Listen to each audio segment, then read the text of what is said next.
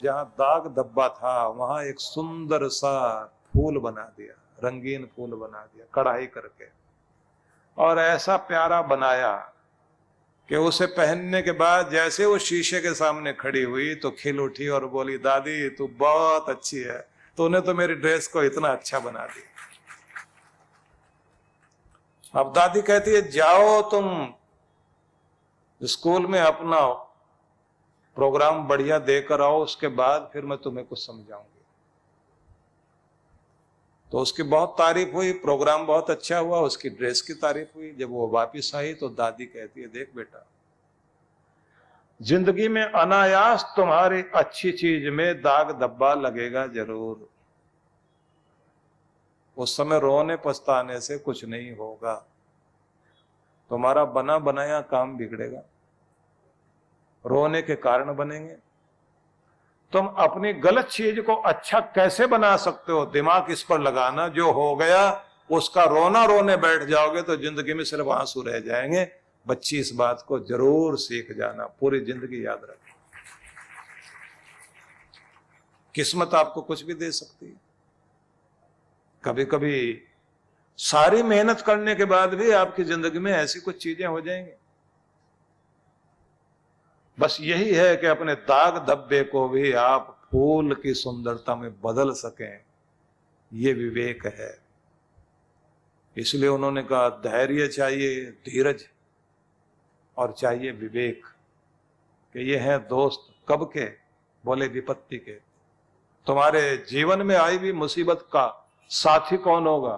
तुम्हारा विवेक, तुम्हारी समझ, तुम्हारी अक्ल उस समय काम कर जाए। लेकिन इस दिमाग को शांत रखोगे तो अक्ल काम करेगी, और अगर दिमाग गर्म हो गया या घबराहट में आ गए तो अक्ल काम नहीं करेगी। इसलिए वो दिमाग लगाओ कि आपके जीवन में जो कुछ भी घटा उसको बेहतर कैसे बनाया जा सकता है। मैं यहां एक उदाहरण और देना चाहूंगा क्योंकि ये बहुत महत्वपूर्ण है, जिसको हमें समझना जरूरी है। कभी कभी ऐसा होता है, जैसे दो भाइयों का बंटवारा हो गया था और चालाक भाई ने अपने भोले भाई को जानबूझ के बंटवारे में वो जमीन दे दी जिसमें पत्थर ज्यादा, गड्ढे ज्यादा। बस एक ही अच्छी बात थी, जमीन रोड के साथ थी, और बेहतरीन जमीन उसने अपने पास रख ली। बंटवारे में ऐसा कुछ आ गया, अब पत्नी उसकी रो रही और कह रही, अब ये पत्थरों से सिर फोड़ो अपना, और गड्ढे हैं ऐसे, इसमें डूब मरो। पति कह रहे हैं, मेरी हिम्मत मत तोड़, जो कुछ मिला उससे हम क्या कर सकते हैं ये सोचना है। बोले बदले में घर भी ले लिया, और कहता जमीन ज्यादा दे दी उसने तुम्हें। उसने जमीन क्या ज्यादा दी? गड्ढे वाली जमीन दे दी, पत्थर वाली जमीन दे दी, क्योंकि तुम तो सीधे आदमी हो। ये कहकर बड़े भाई के आगे बोले नहीं कि पिताजी के जाने के बाद यही तो हैं जिनके ऊपर हमारे घर की जिम्मेदारी है, अब इसका फल भोग लो। पत्नी ने जितना कुछ बोलना था बोल दिया। अब वो बोले, अच्छा भगवान, तुम्हारी जली कटी भी सुन ली, तुम्हारा गुब्बार भी शांत हो गया, अब चलो, रहना तो वहीं पड़ेगा, ये घर छोड़ना पड़ेगा, उसी जमीन में रहेंगे। अब वहां जाके इन्होंने जल्दी जल्दी में झोपड़ी डाल ली। झोपड़ी डाल ली तो उसके बाद पानी वानी की व्यवस्था कर ली, कुछ वहां सब्जियां उगा ली।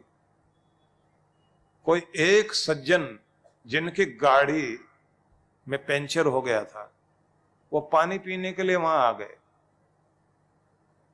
और पानी पीने के लिए वहां आए तो इन्होंने, क्योंकि गऊ वगैरह बांधी हुई थी और सब्जियां भी उगा रखी थी, तो नाश्ते का टाइम था, इन्होंने कुछ अपनी बाजरे की रोटी, उस पर थोड़ा मक्खन रखकर खा रहे थे।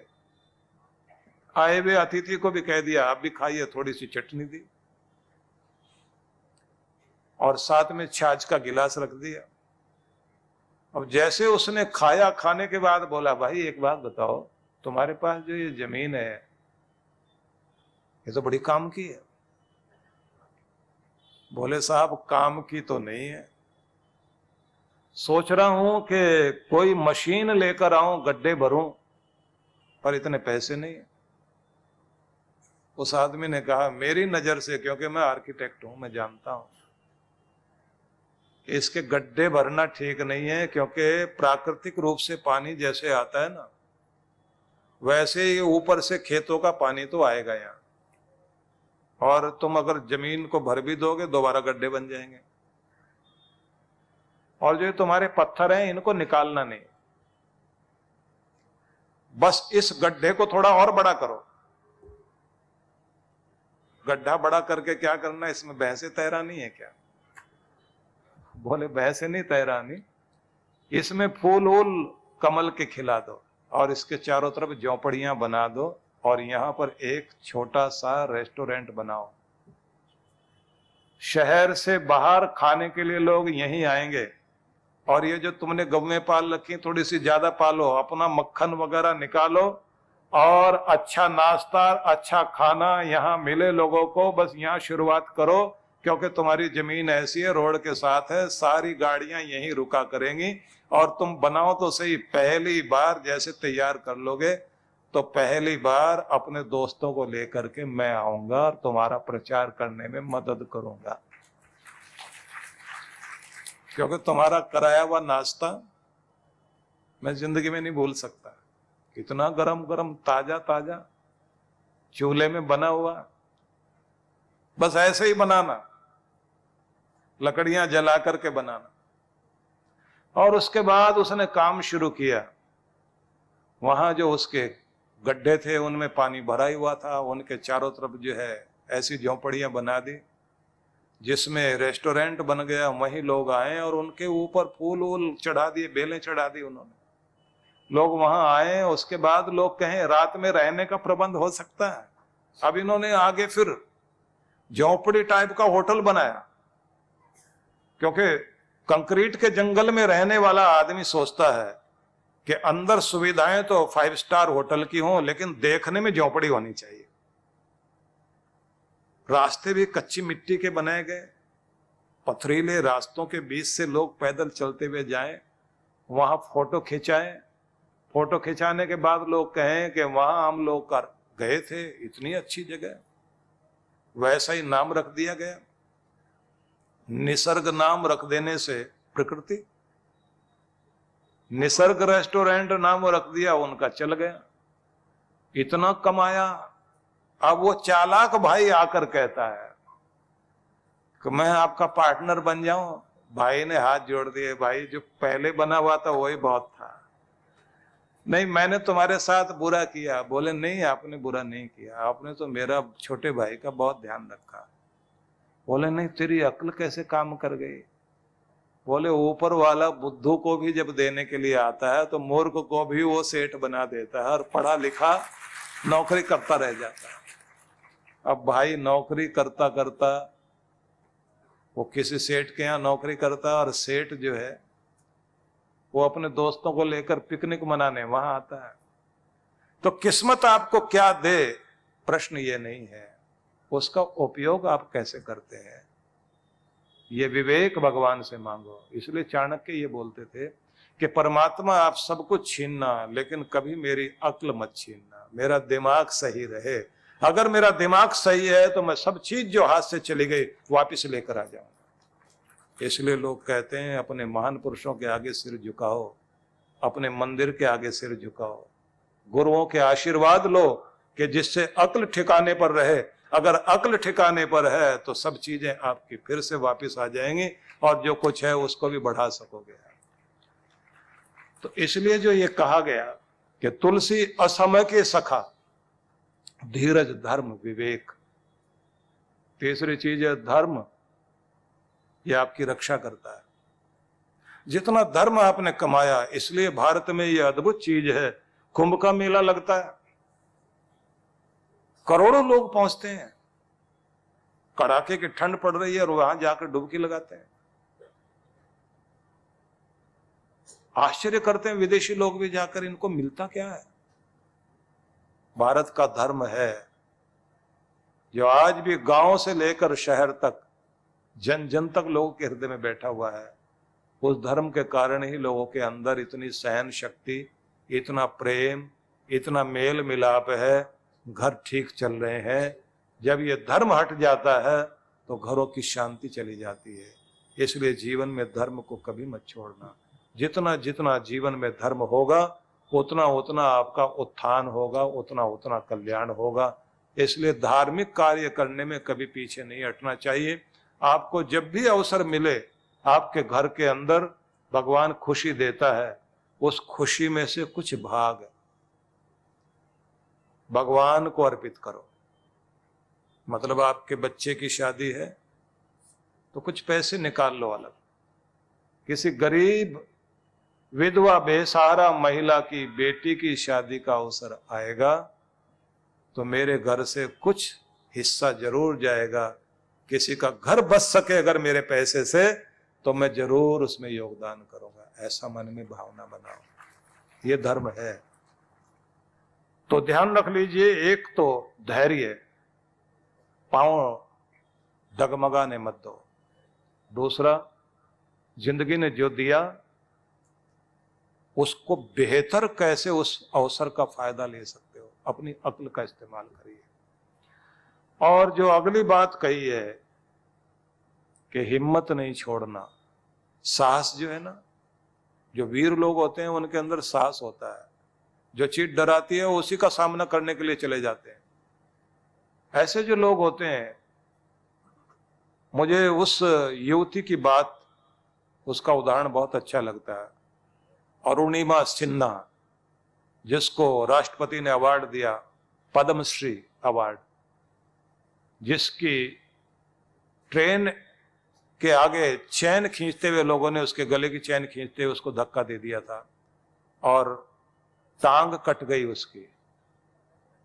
एक टांग पूरी तरह जख्मी हो गई, कमर टूट गई और जमीन पर गिरी रही। रेलवे ट्रैक पर 49 के लगभग 49 ट्रेनें उसके ऊपर से रात में गुजरी और पूरा शरीर उसका लहूलुहान, बेहोशी में पड़ी हुई और कीड़े मकोड़े खा रहे हैं। ऐसी हालत में जाकर उसका ट्रीटमेंट हुआ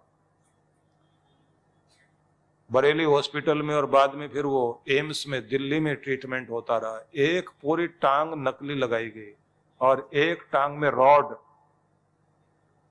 और बचने के बाद उसके मन में आया कि अगर भगवान ने मुझे बचाया है तो कुछ बड़ा करने के लिए बचाया है।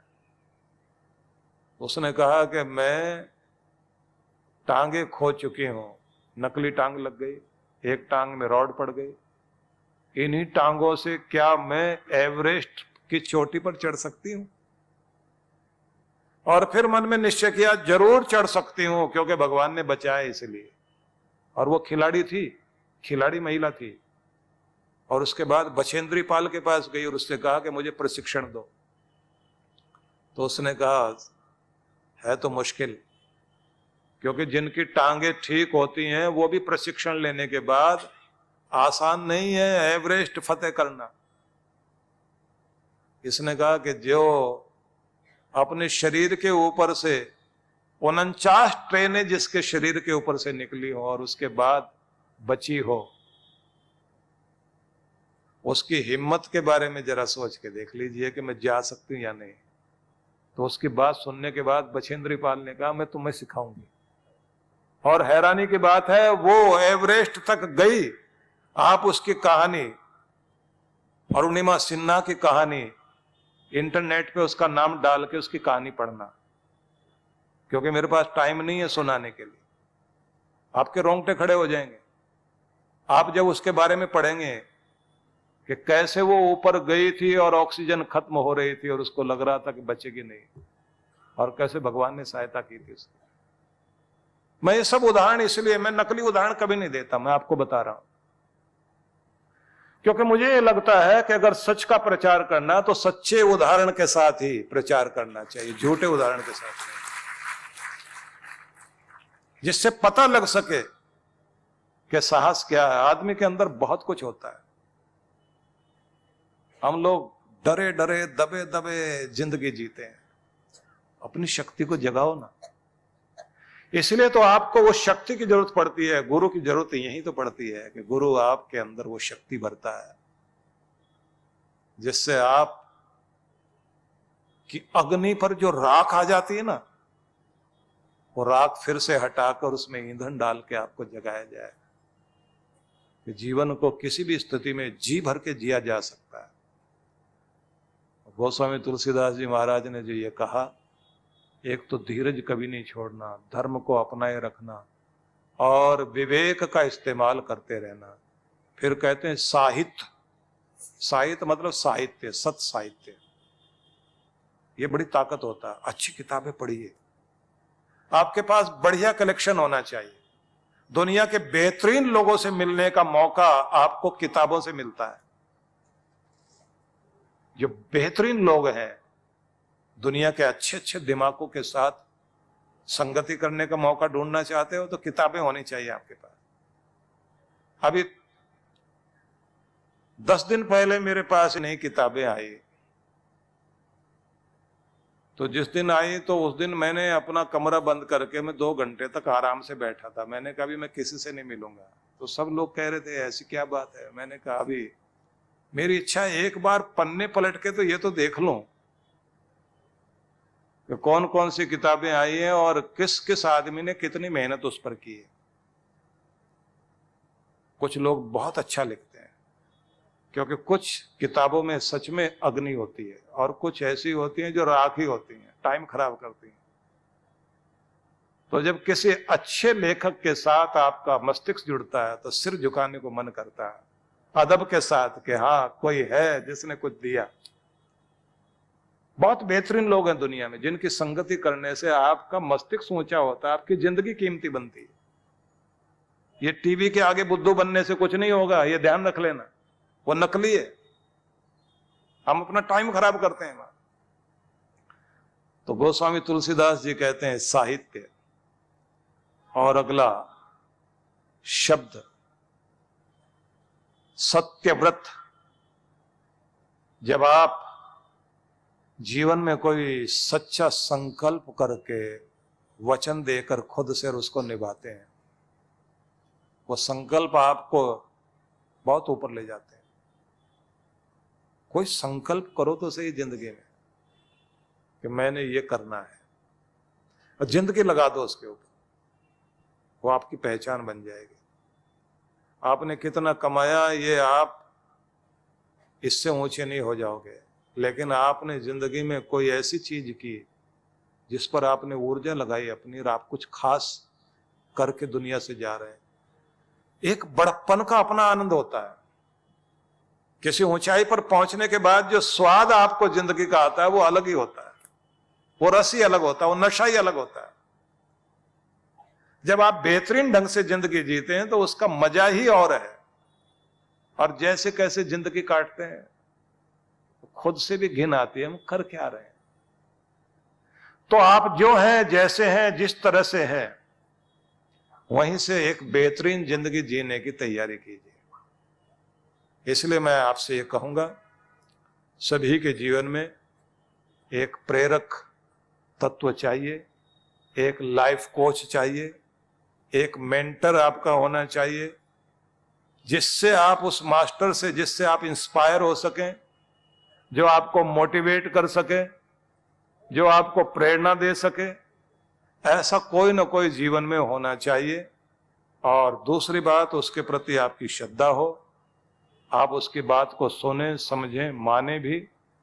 और ये भी एक बात ध्यान रखिए, जितना हो सके धर्म जरूर करो, क्योंकि रक्षा कवच बनकर धर्म ही आपको बचाता है। कोई और आगे आए ना आए, लेकिन आपका धर्म आकर के आपको सुरक्षा देता है। ये धर्म ही है जो जीवन में सबसे कीमती है। इसलिए आप सबको मैं बहुत सारी शुभकामनाएं देने के साथ चाहूंगा कि जो कुछ मैंने कहा है उसे आप विचार करेंगे। परम पूज्य सद्गुरुदेव श्री सुधांशु जी महाराज एवं डॉक्टर अर्चिका दीदी जी के पावन सानिध्य में सनातन भक्ति सत्संग दिनांक 26 से 30 जनवरी 2024 कार्यक्रम की रूपरेखा 26 से 30 जनवरी प्रातः 9 से 11 बजे, 26 से 29 जनवरी सायं 5 से 7 बजे। विशेष कार्यक्रम मंत्र दीक्षा 29 जनवरी दोपहर 12 बजे। स्थान दशहरा मैदान उल्लासनगर 5। आयोजक विश्व जागृति मिशन उल्लासनगर मंडल। संपर्क सूत्र। आप सब परिवार सादर आमंत्रित हैं।